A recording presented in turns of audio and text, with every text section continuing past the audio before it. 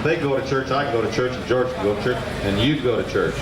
Especially when you have And a the Goodguys man deal. talks to where we can understand. He relates to the street rods, he relates to hot rods, he relates to drag racing. So don't be afraid to go hear him.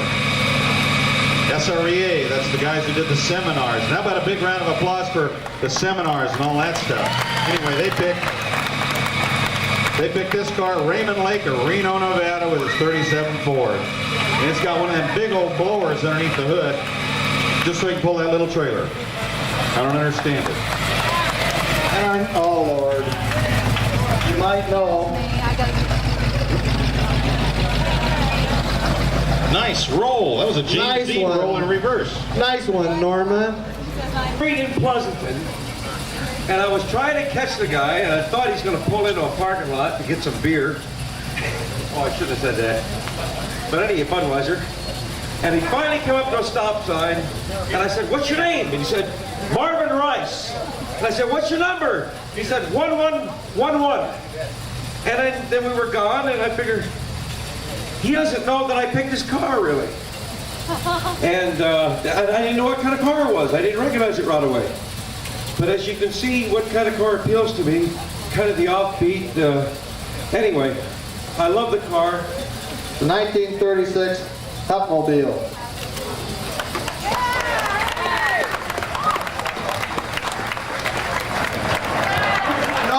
No, Norman. Wrong. Let's see you kiss him. No, I meant you, Norm. He's from Lead Hill, Arkansas. You don't get much loving. Hey, How about a Norm. big round of applause for Norm Gabrowski, the father of the kooky car, star of 77 Sunset Strip, although he was never in it. Hey, Norman. Come here a minute. Give me a quick whistle. Yeah, sing us a little song with your whistler. Do a little something. Oh, Lord. It was pretty neat a minute. About the vodka. There's a lot of people out here. Boy, I mean, we having fun yet? Yeah! And you good runners? Yeah! And you love Polacks? Yeah! Well, 2 out of 3 ain't bad. Okay, anyway. Hey, Gary. Oh, okay, first of all, folks, I have to apologize for not having Kooky 2 here. As you know, it was scheduled to be here, but I had about a 7-month wait on the engine, and the bodywork's done, the upholstery's done, the chassis work's done, and I've had some wonderful people on this car, and are still on the car. That work for free. And so the new slogan here is Kooky 2 for 92, what can I do? So as an apology gesture, I thought I'd give you all a moon. And, but on second thought, maybe I better not. Anyway, I want to thank you for your interest and all the stuff that goes with it, because this just makes it more fun, and all the interest, because a lot of guys come up to me and says, "Where's the car?"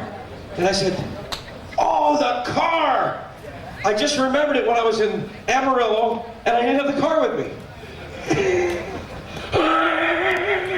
I sound good, don't I? You're out of tune. You got a little out of tune there. I know. I'm drinking too much 7-Up. Yes. Anyway, big round of applause for Norm. Let's get him the heck off the stage. Thank you, Gary. Thanks, Norm. Nice hat. The reason the car was stalled really was he only pays guys about $4 an hour in Arkansas to work on it, and everybody got tired of listening to his whistling. Okay, our next award is the Long Distance Award. And he Car wants number to sell a car. 1367. It's Wayne Leach. He's from New York State. 1938 Chev Coupe with a wild paint job. How many miles is that? 20? No, 30. Yeah, he gets a clock. Give him a clock. 3,300 miles. 3,300 miles? Huh? And he stopped at every gas station from here to there and couldn't sell this piece. So throw $20 bills at him or whatever you got to do. 3,289 miles. miles. That's a long ways. He's got to be lonely. Wendy, don't get too close. He's got to be lonely. Now this next guy, talk about lonely. This man is from England. This is John Scott, long distance international, 1934 Ford. He flew to Florida, picked up his car, and has been on an 8,000-mile trip across the United States. He was at the Goodguys event in Salem, Oregon. I talked to him there, and I said, John, come on down and see us in Pleasanton. He says, where? I said, Pleasanton, California. He said, man, he says, I've got to get back to Florida and meet my wife. I haven't seen her for months. I'm just about in a divorce court. I says, well, I'll stall her for 3 more days. Come on down. He showed up. I don't know where his wife's at. Thanks, John. Here's a funny little story. It says in Mississippi, he stopped at a gas station. He slept on a running board because the gas station wasn't open until and then he said somebody told him the snakes are pretty bad, so he took off without even any gas in his car. Hold on, Mike. Didn't know how far he was going to go. Okay, this next car, this is called Northwest. I picked this 1937 Ford Cabriolet Blue. It's only taken me 3 years to give Jerry Ruskin and his wife my pick. The first year, Boyd beat me to it. Last year, somebody else did. Gary says, there's no way you're going to let this guy have 3 years in a row. And I said, yes, I am, because it took me 3 years to get to do it. Congratulations, Jerry. Okay, we have another famous pick. Where's our sign, Gary? We need our sign now. Oh yeah, the sign. The sign. Get the sign, please. We lost the sign. God, I don't know why they're picking on me. Everyone's always picking on me. But let me tell you something. I talked to Steve Friday morning, right? While I'm talking to Steve, signed him up. I mean, this is a piece of paper right here. I'm talking to Steve. 2 other guys come up and tried to beat me out of this deal. I says, no way. Pat Ganal sitting over there from the other magazine. You thumb your nose at me, Pat. I said, I got here first. Another guy comes up, and then when I went back and had a few beers with my squirt gun and stuff, somebody else. That's 4 people wanted to pick this car.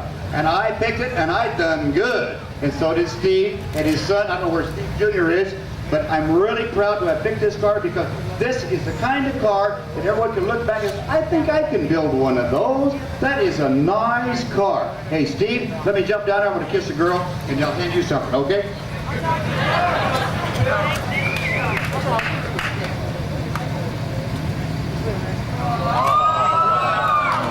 Oh yeah, Bill. You got good. Get out of the way. Shoot some pictures. All right. All right. How do you like Bill's stuff he writes in all his magazines and stuff, huh?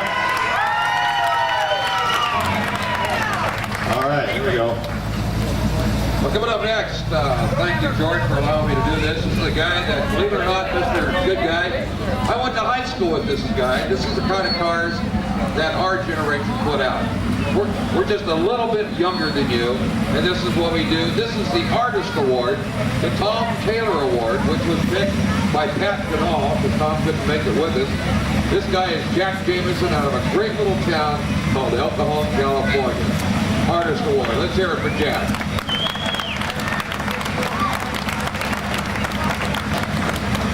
Jack, you can kiss her, man. Get a kiss. Give her a kiss. Hey, want me to come out and get one with you? Come on. We shared in high school, buddy. Hold on.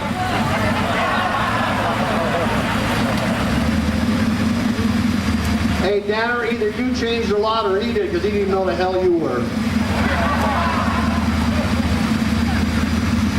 I wonder which one was the guy that when you saw the band up here earlier, the guy going, and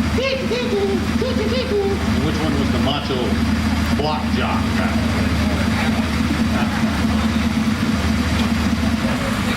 Okay, where's Tom Medley? Tom Medley's the next guy we want to see up here. And in case none of you know Tom Medley or remember Tom Medley, then you're not old enough to know what's going on. Where's Tom? Where's Tom Medley? Who is babysitting Tom Medley? Get the Come old on, Tom. geezer up here. Up here.